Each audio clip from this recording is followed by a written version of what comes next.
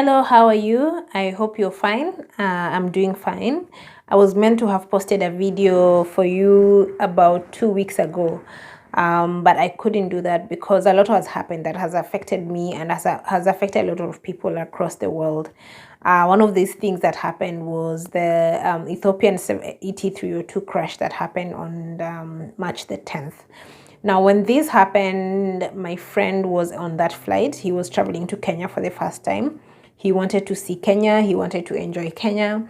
And we were in touch during this time. In fact, the previous evening, he had sent a message saying that he was on the way heading to Kenya. Now, I'm not in the country, but I know there were some people, some friends who were going to be receiving him and help him around the country. So on Sunday in the morning, some friends were waiting for him at the airport, and at 10:25 the flight had not arrived, and we assumed that it was a flight delay, normal flight delay, should be there any moment. And soon we had that, few minutes later, we had that the flight had crashed. We obviously did not want to believe that he was on the flight. We did not want to believe that he was involved, but we ended up having to confirm. His family was obviously told that he was on the flight.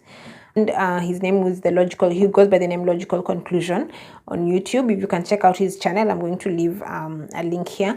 The last YouTube vlog I did live with him, so that's why I felt very sad, because we had just done a live stream called the Year of Return Kenya, and he was excited to be going to Kenya. I was excited for him to be going to Kenya, and we had of course talked about doing some other long-term projects with him on our YouTube channels. I think he's very passionate about what he does. I'm also very passionate about what I do, so it was kind of a very good opportunity for us to partner together in this platform. However, he was on the flight, and it's been a very sad moment for everyone. My condolences goes out to his family and his friends. I have been following the Boeing 8 conversation, Max 7378 conversation, because I wanted to know what's going on. Why are these planes falling off the sky? What is happening? And so I'm not the only one who's being, obviously, the authorities have also been concerned, because as we speak, the world has lost 346 people on flights within 5 months. And these are 2 Boeing flights that have fallen off the sky within 5 months. I was very shocked. I was very surprised. I was actually upset yesterday when I got an alert on my phone. And the news had come up with this story that said that the Captain Yarid Mulugeta Gatachu, who was actually commandeering the flight on that day, he said that this captain had not attended some of the training that were issued by Ethiopian Airlines. And so this is information that has been given to the New York Times and other international media outlets by close friends and people that were close to him. And so my question is, who is this person that is close to the captain? If you have this information, why is it a secret? Why would you contact international media before? Why don't you just say it in the open that he didn't actually attend these particular trainings? And to me, it feels like a smear campaign. It could be that Boeing and people that are very close to this aircraft manufacturer are scampering around trying to save Boeing from itself, and now starting to accuse and point a finger at the captain and pointing it to a pilot error. We clearly know that this is not a pilot error. Boeing knows that this is not a pilot error. And I'm so happy that this has come out, and I'm very happy by the decision that was made by the Ethiopian airline not to give the black box to the Americans. Because if this is what is coming up now, I can only imagine what they would have said had they gotten their hands on that black box. So we're waiting for the investigation to be complete. Ethiopian Airlines has come up and made a statement about what is being said. And one of the things they have mentioned, I'm not going to read the full statement, but they're saying that the Ethiopian Airlines pilot completed the Boeing recommended and FAA approved differences training. They're also saying that we urge that the B737 MAX full flight simulator is not designed to simulate the MCAS system problems. We urge all concerned to refrain from making such uninformed, incorrect, irresponsible, and misleading statements during the period of the accident investigation. International regulations require all stakeholders to wait patiently for the result of the investigation. This is very good because now people like the New York Times, I've seen Reuters have carried the same story. I've seen a number of outlets, media outlets, international media outlets have carried this story. And in fact, even our local news outlets in Kenya, I'm surprised that they have carried this unverified story to seem to now point a finger at the captain. I know for a fact that Boeing is to blame for this. Even as we wait for investigations, preliminary results are indicating that Boeing has made a big blunder, but they're not going to admit it and they're not going to apologize and to say sorry to the people that have been affected by this. Why do I know this? Let's start from the first crash, which was the Lion Air crash. I know for sure that if I was an international aircraft maker and I made an aircraft and I made a change in a system, the system was changed, the system was updated. My number one priority would be the safety of the people, and the first thing I would do was to tell people that I have updated this system, and therefore I urge all of you to, first of all, number one, go through the training and learn this system before you engage yourself and before you fly this aircraft. This is not what Boeing did. Boeing developed the 737-8 MAX aircraft and handed it over, sold it to Lion Air. And then when the crash happened, they now came out to say, sorry. What happened is we actually updated the system. We put in this system called the MCAS. And I've done a lot of research. I have I don't know how many pages of research. I cannot say everything in this few minutes that I'm going to be here. But okay, take some time and read about it, and maybe at some point we'll also have a discussion about it on this platform. But back to the point is, they now come and say, okay, we did put in a system called MCAS, but we didn't tell you about it. So now that you know that we put in the system, we're going to give you a 1-hour training and you guys can go through it on your iPads and boom, you're good to go. That's what happened. To me, this is a very arrogant approach from Boeing, because if you updated a system, if you made a change and you know that the lives of thousands and millions of people are going to be on this aircraft, but you don't tell the pilot what's going on, then this is an act of negligence. And the lives that were lost during the Lion Air at that point, before we even came to Ethiopian Airlines, are on your hands and you should pay for it. So I'm surprised by the level of arrogance of Boeing at this point. So they went on to give this training, and then 5 months later, Ethiopian Airlines crash happens and 157 lives are lost. So to come back again now and start a smear campaign to say that it's the pilot's error,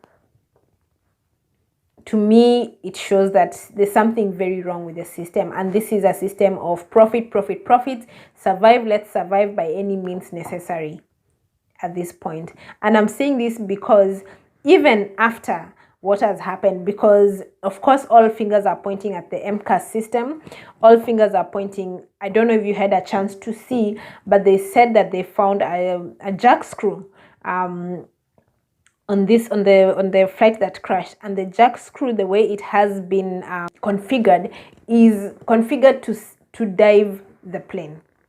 In fact, there are some indications, there are some experts that are actually even calling for the change in the design of the aircraft, not even the system.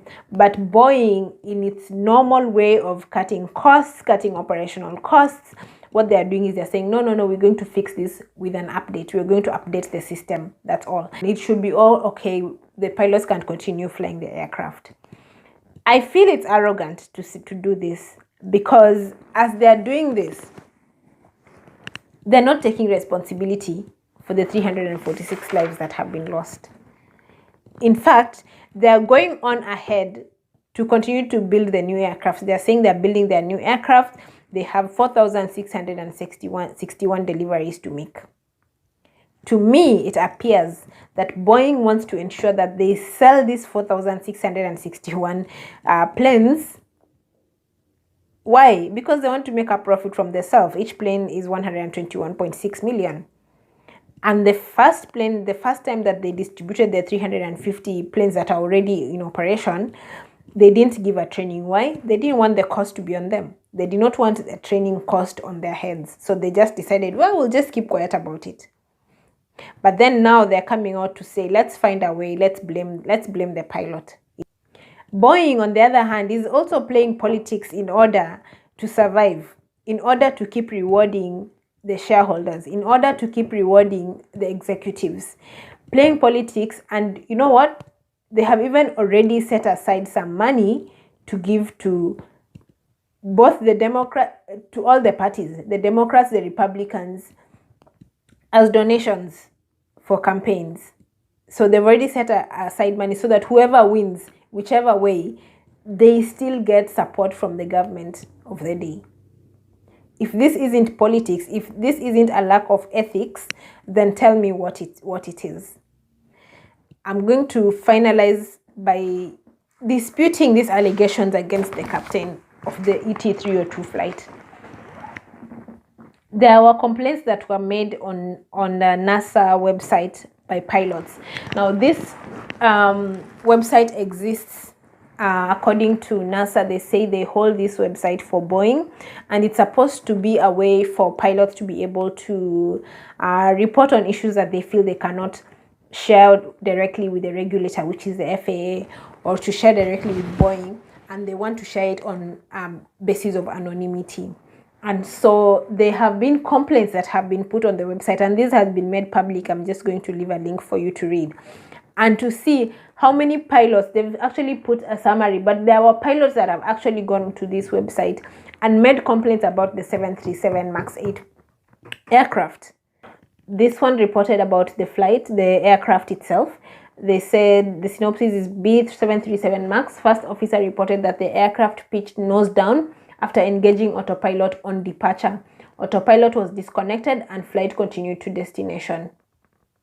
The second one also talked about the training and the poor training that was given by Boeing, and this was reported again in November 2018. The synopsis B737 MAX captain reported confusion regarding the switch function and display annunciation related to poor training and even poorer documentation. And I'll read to you what the captain says here. Finally, in the captain's pre-flight procedure in the bulletin, it says selector C. What selector is this referring to? Is this the same selector under the fuel flow switch, which is shown in the MAX panel on oil position, as if that is the normal position? This is very poorly explained. I have no idea what switch the pre-flight is talking about, nor do I even understand what this switch does. I think this entire setup needs to be thoroughly explained to pilots. How can a captain not know which switch is meant during a pre-flight setup? Poor training and even poorer documentation. That is how. One says, I'm left to wonder what else don't I know. The flight manual is inadequate and almost criminally insufficient. All airlines that operate the MAX must insist that Boeing incorporate all systems in their manuals.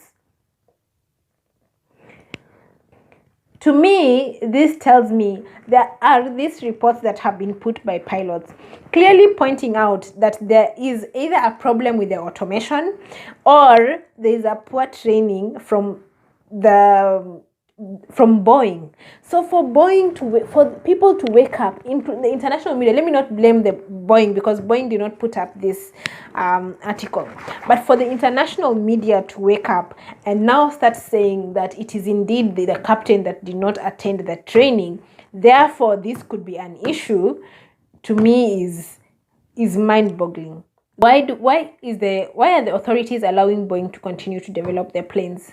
Why are they acting as if they know that in the next few months they will be allowed to continue with business as usual? Costing people lives, 346 lives lost, is big enough for Boeing to close shop and to close operations immediately, and for people involved to be investigated. And they know that they will make a mistake. We will lose another 500 lives, and they will still go back and investigate, ground them for a few months, and they're up and running. There needs to be a thorough lesson taught to Boeing, so that any airline manufacturer knows that if you make an error, you make a mistake, there's a very high likelihood that you will be disbanded. And it will not happen. They'll keep taking things lightly because they are politically aligned. I know for a fact that if someone is driving a vehicle and this person causes an accident and somebody dies during this accident, what's going to happen to this person that was driving the vehicle? If he was at fault, it's very likely that he will lose his license, right? Because this person cost one life on the road.